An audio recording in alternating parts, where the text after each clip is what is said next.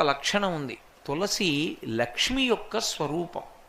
తులసి ఈ భూమి మీద పుట్టినటువంటిది మొట్టమొదట ఎక్కడి నుంచి పుట్టింది అంటే బీజము నుంచి వచ్చింది కాదు తులసి చెట్టు. తులసి చెట్టు గింజల్లోంచి రాలేదు.